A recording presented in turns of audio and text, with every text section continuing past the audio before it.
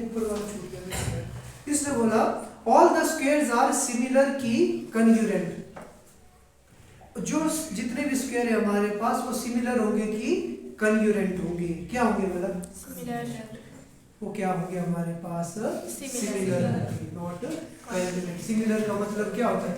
Similar का मतलब हुआ कि उनकी शेप क्या होनी चाहिए, सेम होनी चाहिए, साइज से हम लोगों को कोई लेना देना नहीं है, ठीक है। और इसमें एक एक्सेप्शन होता है हमारे पास, अगर टू आइसोसेलेस ट्रायंगल्स की बात करें तो they are not similar. Generally सभी ट्रायंगल्स, ठीक है ना, सभी ट्रायंगल्स हो गए हमारे पास, क्वाड्रिलेटरल्स हो गए, generally they are similar, but exception is isosceles triangles. Clear है बात? याद रखना, अगर लिखा होगा कि all isosceles triangles are similar और नॉट सिमिलर, तो हम किस पे करेंगे? Not similar. क्लियर है ना? कॉन्सेप्ट क्लियर है? ठीक है। अब थर्ड क्वेश्चन करते हैं। ये बोलता है कि which of the following is a linear polynomial. ठीक है, देखो मतलब अब ध्यान से देखना सब। एक है हमारे पास 2x² माइनस 8x प्लस 6, और अगला है हमारे पास x plus √2 √x plus 2 and 3 option है हमारे पास। अब ये पूछ रहा है आप लोगों को कि इन तीनों में से कौन सा जो है हमारे पास लीनियर पॉलिनोमियल है। सबसे पहले तो लीनियर को छोड़ते हैं, सबसे पहले हम आते हैं पॉलिनोमियल में। ठीक है, हमारे को सबसे पहले तो ये पता होना चाहिए कि इन तीनों में से क्या ये पॉलिनोमियल है कि नहीं है। पहली बात तो अगर पॉलिनोमियल है तो उसके बाद मैं देखूंगा ये लीनियर है कि नहीं है। आगे बात समझ में? फास्ट तो नहीं हो रहा है? पता लग रहा है ना?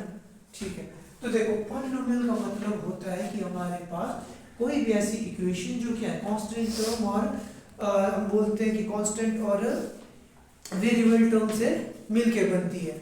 ठीक है, और हमने बोला कि जो हमारे पास ये इक्वेशन होती है उसकी डिग्री जो है कभी भी माइनस नहीं हो सकती, नेगेटिव नहीं हो सकती, कभी फ्रैक्शन में नहीं हो सकती है। अगर किसी की भी डिग्री फ्रैक्शन में आती है, डिग्री माइनस में आती है, तो वो तो हमारा पॉलिनोमियल होगा ही नहीं है। समझ गए? सबसे पहले क्रॉस चेक करो किसी की डिग्री नेगेटिव तो नहीं है। अब डिग्री का मतलब होता है कि वेरिएबल तो पता है ना, अल्फाबेट्स जो भी हमारे पास उनके ऊपर जो लगा हुआ x की पावर 2 x की पावर 1 x की पावर 1/2, कोई नेगेटिव तो कोई नहीं है।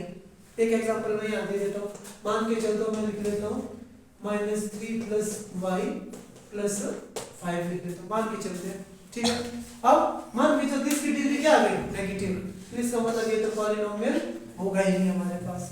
ठीक है, उसके बाद अगली कंडीशन क्या बोला था मैंने? फ्रैक्शन में नहीं होना चाहिए। अब इसमें भी फ्रैक्शन में नहीं है हमारे पास, इसमें भी, इसमें है क्या? अब कंफ्यूज करने के लिए देखो इसने 2 के ऊपर दे दिया फ्रैक्शन। हमारे को कांस्टेंट टर्म से कोई लेना देना नहीं है, वो चाहे नेगेटिव हो पॉजिटिव हो, कोई लेना देना नहीं है। ठीक है, हम लोगों को सिर्फ किससे लेना देना है? आपके वेरिएबल से। ठीक है, और यहाँ पे देखो √x, क्या √x को मैं ऐसा लिख सकता हूँ कि नहीं लिख सकता?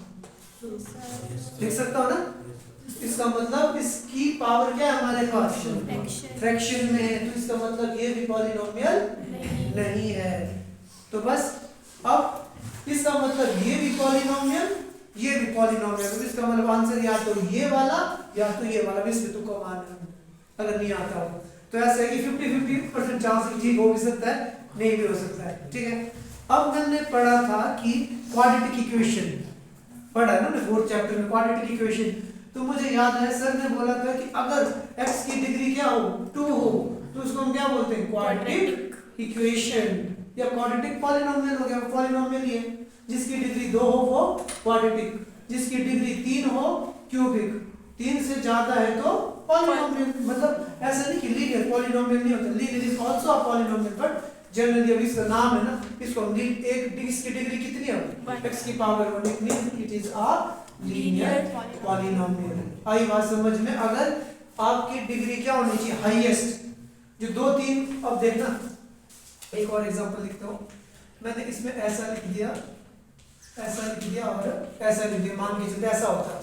तो अब मैं बोलता कि सर यहाँ पे तो 3 है, बट यहाँ पे x की पावर क्या है? 1। सर ने बोला था x की पावर 1 होगी तो वो लीनियर नहीं चाहिए। जो सबसे बड़ा वाला डिग्री होगी, जो सबसे बड़ी डिग्री होगी उसी को हम मानते हैं, ठीक है ना। होता है ना घर में शादी ब्याह में जाए, आपके मम्मी पापा नहीं आए, ठीक है ना, आप लोग ही चले जाए, तो रिश्तेदार बोलते हैं ना मम्मी पापा नहीं आए, बच्चों को भेज दिया, वो हिसाब है। बच्चे नहीं चाहिए, मम्मी पापा चाहिए। क्लियर है बात है। तो सबसे बड़ी डिग्री को हम देखेंगे, यहाँ पे सबसे बड़ी डिग्री क्या हमारे पास 2, तो इसलिए ये क्या है आपका क्वाड्रेटिक इक्वेशन, और यहाँ पे x की डिग्री कितनी है हमारे पास सिर्फ 1, it is a linear polynomial. समझ में आई बात। अब उम्मीद करो 2 नंबर पर क्या हमारे, ठीक है ना। और एक तीसरा क्वेश्चन क्या बन सकता है यहाँ से, तीसरा क्वेश्चन कई बार पूछ लेते हैं कोएफिशिएंट क्या है। अगर मैं बोलता हूँ कि x² का कोएफिशिएंट क्या है जी, 2, मैंने किसकी बात की, x² कहाँ है, यानी उस पे हाथ रखो, देखो यहाँ पे क्या दिख रहा है 2, तो ये इसका कोएफिशिएंट हो गया। अब मैंने बोला कि भाई x का कोएफिशिएंट क्या है जी इस इक्वेशन में, मैं x² को नहीं देखूंगा, मैं सिर्फ x को देखूंगा, x के ऊपर हाथ रखूंगा, क्या दिख रहा है मेरे -8, तो ये इसका क्या हो गया कोएफिशिएंट हो गया। समझ में आया। पर तीसरा क्वेश्चन क्या बन सकता है कि भाई इस इक्वेशन की, चलो इस इक्वेशन की वो क्या है, डिग्री क्या है, हम देखेंगे। और डिग्री देखने के लिए सबसे पहले ये चेक करना है कि एग्जामिनर रिकॉर्डर चला के वो बोलेगा कि भाई बच्चों को ये तो पता है कि भाई जो हमारे पास वेरिएबल की हाईएस्ट पावर क्या होती है, डिग्री होती है, बट बच्चों ने जिसने रट्टा मारा होगा वो तो 3 लिखेगा, बट वो जिसने थोड़ा पढ़ा होगा वो देखेगा कि सबसे पहले जो मैं इक्वेशन चेक कर रहा हूँ क्या वो पॉलिनोमियल है कि नहीं है। सबसे पहले ये चेक करना है कि वो पॉलिनोमियल होना चाहिए, ठीक है ना। अगर वो पॉलिनोमियल है तब हम देखेंगे कि हाईएस्ट पावर कितनी है। हाईएस्ट पावर कितनी है जी 3, इसकी डिग्री क्या हो गई 3। अब ज्यादा उसने पूछना होगा तो बोल देगा कि भाई इसकी डिग्री 3 है, तो ये किस टाइप का पॉलिनोमियल आप बोलोगे, क्यूबिक पॉलिनोमियल। ये क्यूबिक इक्वेशन है आपके पास, समझ में आई बात। और अगर ये पूछ ले कि ये दे दे आप लोगों को पेपर में, मान के चलते what is the degree of this equation, option पता क्या देगा, वो देगा 1/2 और लिखेगा नन ऑफ द अबव, तो answer should be None of the above। समझ में आया। क्वेश्चन देखना भी है, ऐसे जब तुक्का मारने का भी होता है ना, क्वेश्चन पढ़ना है पहले पूरा, ऐसे नहीं बिना देख के करना। अगर पढ़ा होगा ना नहीं भी आता, थोड़ा दिमाग लगाएंगे तो काफी कुछ हमारे दिमाग में चल पड़ता है। आई होप 2 या 3 नंबर हमारे पक्के हैं, तो कोई भी क्वेश्चन आ जाए कर लोगे ना, पता लग जाएगा ना कि ये आपकी क्वाड्रेटिक इक्वेशन है, लीनियर इक्वेशन है, पॉलिनोमियल है कि नहीं है ना। और ज्यादा ज्यादा ये पूछ सकता है कि कोएफिशिएंट क्या है और इसकी डिग्री क्या है। समझ में आया सबको, पता लगा ना, ठीक है। अगला क्वेश्चन देखते हैं, अगला क्या बोलता है हमारे को, ये बोलता है कि अच्छा अब इंग्लिश हिंदी है ना, कंफ्यूजन होता है। In a quadratic equation, ax² plus bx plus c is equal to 0. If b² minus 4ac is greater than 0, then the roots of the equation are. अब ये बोलता